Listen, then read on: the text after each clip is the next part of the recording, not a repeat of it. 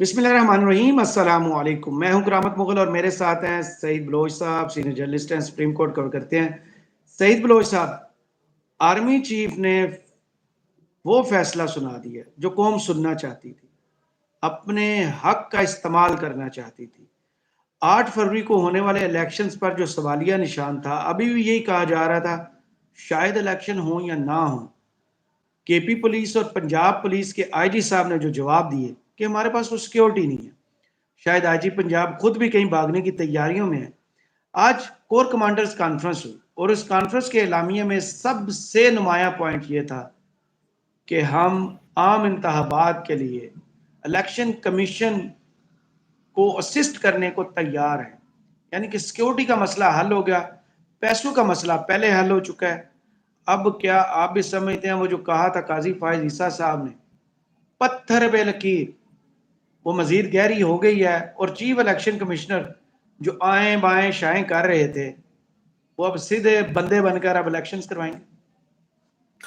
बहुत शुक्रिया करामत मुगल साहब। देखें, पहली बात तो ये है कि काजी फायज ईसा साहब ने जिस पत्थर की लकीर का वो बड़े जोर दे के उन्होंने कहा था, वो आप देखें कि वो भी ये गैर आइनी इकदाम की तौसीक कराना चाहते थे। और वो गैर आइनी इकदाम इस तरह कि आईन पाकिस्तान के तहत असम्बली तहलील होने की सूरत में 90 रोज के अंदर इंतखाबात होना थे। अब आप देखें कि कौमी असम्बली तहलील हुई 9 अगस्त को और 90 रोज बनते थे 7 नवंबर को, लेकिन 7 नवंबर को इंतखाबात नहीं हुए और 7 नवंबर के बाद ये गए 8 फरवरी को। और 8 फरवरी को आप देखें तो ये 180 दिन से ज्यादा बनते हैं। तो काजी साहब जो है वो एक गैर आइनी इकदाम की तौसीक कराना चाहते थे और आवाम से उसके ऊपर दाद भी वसूल करना चाहते थे कि देखें जी, मैंने पत्थर पे लकीर बनाकर ये काम जो है वो किया। हालांकि ये 7 नवंबर से पहले ये सारा सिलसिला, ये सारा काम होना चाहिए था। उसके बाद तो हर गुजरते दिन, हर गुजरते घंटे, लम्हे ये आईन पाकिस्तान टूट रहा है, आईन पाकिस्तान की खिलाफ वर्जी हो रही है, आईन शिकनी हो रही है। और ये सारे जो हैं हमारे रियासती इदारे, वो मैं समझता हूँ कि इसके अंदर जिम्मेदार हैं। और चीफ जस्टिस पाकिस्तान भी इसके अंदर उतने ही जिम्मेदार बनते हैं जितने दीगर रियासती इदारे हैं। खास तौर पर सबसे ज्यादा इसके ऊपर जिम्मेदारी आयद होती है इलेक्शन कमीशन पर। इलेक्शन कमीशन का ये काम था कि वो आइन के तहत उसको जो इख्तियारात दिए गए हैं वो बहुत वाजे हैं कि जब इंतखाबात का मामला होगा तो इलेक्शन कमीशन रिक्वेस्ट नहीं करेगा, इलेक्शन कमीशन ऑर्डर करेगा।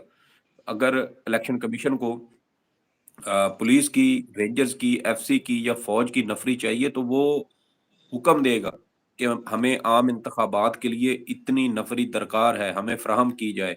इलेक्शन कमीशन ये नहीं कहेगा कि हमारी ये ज़रूरत पूरी की जाए, आपकी बड़ी नवाजिश होगी, हमें ये आइनी काम पूरा करना है। नहीं, इलेक्शन कमीशन के पास ये इख्तियार है और आइन के तहत तमाम रियासती इदारे, तमाम निगरान हुकूमतें इलेक्शन कमीशन का के साथ ताउन करने पर पाबंद है।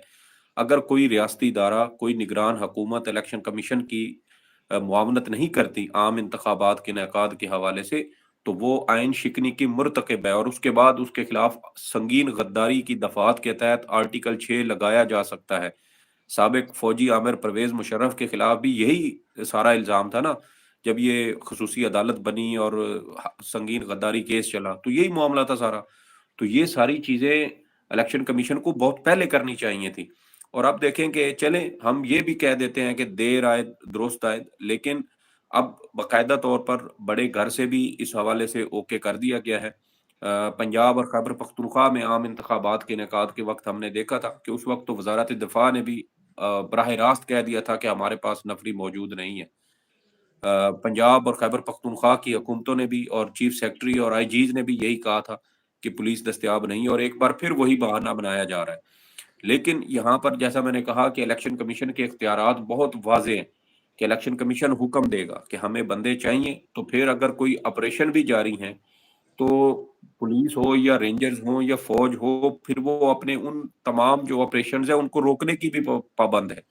क्यों? क्योंकि जो आइन की जो अमलदारी है वो मेरे ख्याल में इस तरह के जो दीगर आते हैं, ऑपरेशन आते हैं या उनकी जिम्मेदारियां आती हैं, ये उससे बढ़ के है।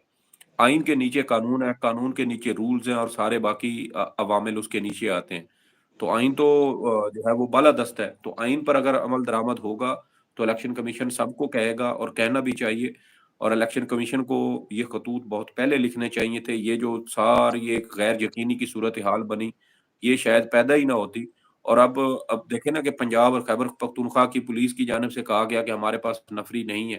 اب دیکھیں کہ اس وقت تو دونوں صوبوں میں کوئی آپریشن نہیں ہو رہا. کچے کا آپریشن بھی ہم نے دیکھا کہ وہ رواں سال مئی جون کے مہینے میں شروع ہوا، پھر وہ بھی 1-2 مہینے اس کے اوپر فوٹو سیشن چلتے رہے، اور عجیب و غریب قسم کی آڈیوز جو ویڈیوز ہیں وہ دی گئیں، اور وزیر اعلیٰ صاحب وہاں پہ پہنچے ہوتے تھے اور پھر پتہ چلتا تھا کہ وزیر اعلیٰ کے اوپر بھی فائرنگ ہو گئی اور بندہ انہوں نے ایک نہیں مارا تھا. اور جب تقریباً 1 مہینہ گزر گیا تو 1 مہینے کے بعد یہ خبریں جب میڈیا کے اوپر چلی کہ بھائی اتنے عرصے سے یہ تقریباً 1 مہینہ ہونے والا ہے، یہ آپریشن چل رہا ہے، کچے کے آپریشن جو پنجاب میں جاری تھا راجن پور والی سائڈ پہ، اس کے اندر نہ کوئی ڈاکو مرا، نہ اس میں کوئی گرفتاری ہوئی، تو یہ آپریشن کیا ہو رہا ہے؟ تو پھر جب یہ خبریں چلی تو اس کے 2 دن کے بعد اچانک پنجاب پولیس کی جانب سے فوٹیج دی گئی کہ دیکھیں جی یہ ہم نے کچے کے آپریشن میں یہ جو ڈاکو تھے یہ ان کو زندہ گرفتار کیا ہے. تو یہ نوٹنکیاں تو سر یہ ہمارے سامنے، ہماری آنکھوں کے سامنے ہوتی رہی ہیں. لیکن اب کور کمانڈر کانفرنس میں باقاعدہ طور پر یہ کہہ دیا گیا ہے کہ اس حوالے سے معاونت کی جائے گی. اچھی بات ہے کہ ریاستی ادارے جو اللہ کے بعد اس زمین پر جو اپنے منتخب نمائندوں کے حوالے سے فیصلہ کرنے والے ہیں وہ پاکستان کے عوام ہیں، اور تمام ریاستی اداروں کو، تمام جو شخصیات ہیں، رہنما ہیں، ان کو عوام کے جو بنیادی حق ہے، یعنی اپنے منتخب، اپنے عوام، اپنے نمائندے منتخب کرنے کا اختیار، اس کے سامنے سر تسلیم خم کرنا چاہیے. کیونکہ آئین پاکستان میں یہ واضح لکھا ہوا ہے کہ مطلق العنان صرف اللہ پاک کی ذات ہے، اور اس کے بعد اس روئے زمین پر یعنی پاکستان میں اگر کسی کے پاس یہ اختیار ہے کہ وہ اپنے نمائندے منتخب کرے، تو پھر وہ عوام ہے، پاکستان کی عوام ہے، اور وہ منتخب کرے گی کہ کس نے ان کے اوپر حکومت کرنی ہے، ان کی پالیسیوں، ریاست کی پالیسیاں کس نے بنانی ہے، عوام کی فلاح و بہبود کا کام آگے کس نے کرنا ہے. تو اچھا ہے کہ ایک تقریباً دیکھیں نا، اب یہ جنوری سے لے کے اب تک یہ غیر یقینی کی صورتحال تھی. پنجاب اور خیبر پختونخوا کی اسمبلیاں تحلیل ہوئیں، اور اس کے بعد قومی اسمبلی تحلیل ہوئی، سندھ اور بلوچستان کی اسمبلیاں تحلیل ہوئی، اور اب دیکھیں کہ ایک آئین شکنی کا ایک تسلسل 1 سال ہونے کو ہے، اور اب آہستہ آہستہ یہ ساری چیزیں منطقی انجام کو پہنچ رہی ہیں. امید کرنی چاہیے کہ یہ انتخابات وقت پر ہوں گے، اور کسی قسم کی کوئی ایسی جو صورتحال پیدا نہیں ہوگی جس کی بنیاد پر یہ انتخابات ملتوی کرنا پڑے. کیونکہ ماضی میں آپ دیکھیں 2008 میں دہشت گردی پیک پر تھی، خودکش حملے عروج پر تھے، لیکن انتخابات ہوئے تھے، اور پھر اوپر دیکھیں کہ بے نظیر بھٹو صاحبہ ان کا جو ہے وہ قتل ہوا، لیکن اس کے باوجود 40 دن کے اندر اندر انتخابات کروا دیے گئے تھے. اور دوسری جانب آپ 2013 دیکھیں تو 2013 میں بھی دہشت گردی کے بہت زیادہ واقعات ہوئے. ایون کہ 2013 کے عام انتخابات کے موقع پر پولنگ ڈے والے دن، یعنی جس دن پولنگ ہو رہی تھی، ایک پولنگ اسٹیشن پر خودکش حملہ ہوا، 26 کے قریب لوگ مارے گئے، لیکن وہ سارا پروسیس مکمل ہوا. اگرچہ ایک اس جو پولنگ اسٹیشن تھا وہاں پر وہ چیزیں روکی گئی تھی، لیکن پورے ملک میں انتخابات کا پروسیس مکمل ہوا. 2018 میں آپ دیکھیں تو بلوچستان میں سراج رئی ثانی پر حملہ ہوا اور 250 سے زائد لوگ مارے گئے. ڈیرہ اسماعیل خان میں آپ دیکھیں پی ٹی آئی کے ایک کینڈیڈیٹ تھے، ان کے اوپر خودکش حملہ ہوا اور وہ ہلاک ہو گئے. لیکن اس کے باوجود اکا دکا واقعات ہوئے، لیکن الیکشن کا جو پروسیس تھا وہ رکا نہیں تھا، وہ جاری رہا تھا، اور انتخابات ہوئے تھے اور منطقی انجام تک پہنچے تھے. عوام نے اپنے نمائندے منتخب کیے جنہوں نے بعد میں حکومت بنائی. تو یہ ایک میرے خیال میں اس وقت کی جو صورتحال ہے، موجودہ صورتحال، یہ بہت زیادہ اس میں فرق ہے.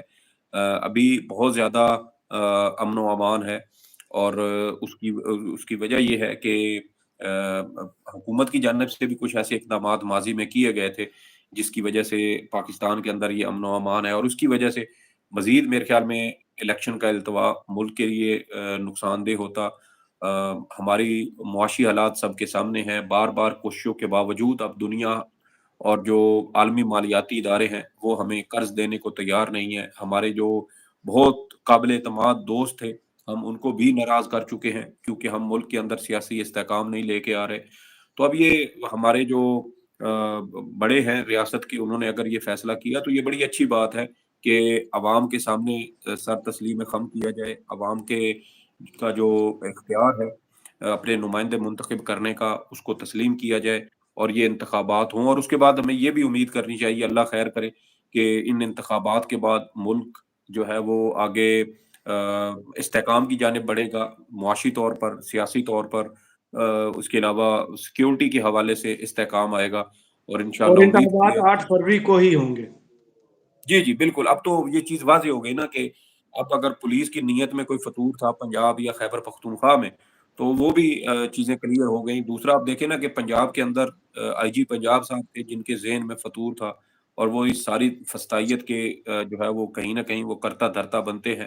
تو اب میرے خیال میں انہوں نے بھی جب یہ دیکھا ہے کہ ملک میں اب عام انتخابات ہو رہے ہیں اور اس کے بعد صورتحال بدل سکتی ہے، تو انہوں نے بھی اب وہ کیا کہتے ہیں کہ ڈوبتے جہاز سے چھلانگ لگانے کو ترجیح دی ہے، اور اطلاعات یہ ہیں کہ آئی جی پنجاب صاحب اب پنجاب سے ایف آئی اے آنے کے لیے وہ کوششیں کر رہے ہیں، لابنگ اس حوالے سے ان کی جاری ہے، اور وہ کوشش کر رہے ہیں کہ وہ as A D G F I A appoint ہو جائیں، اور جو آئی جی پنجاب ہے ان کا نگران وزیر اعلیٰ پنجاب کے ساتھ بہت پرانا یارانہ ہے، آپ ان کو بچپن کے دوست کہہ سکتے ہیں، بڑے قریبی دوست ہیں، اور گورمے بیکر والے ایک چٹھا صاحب کے ایک صاحبزادے تھے، وہ بھی پولیس سروس آف پاکستان میں تھے، تو وہ بھی وزیر اعلیٰ پنجاب اور ڈاکٹر عثمان صاحب ان کے بڑے قریبی ساتھی سمجھے جاتے ہیں۔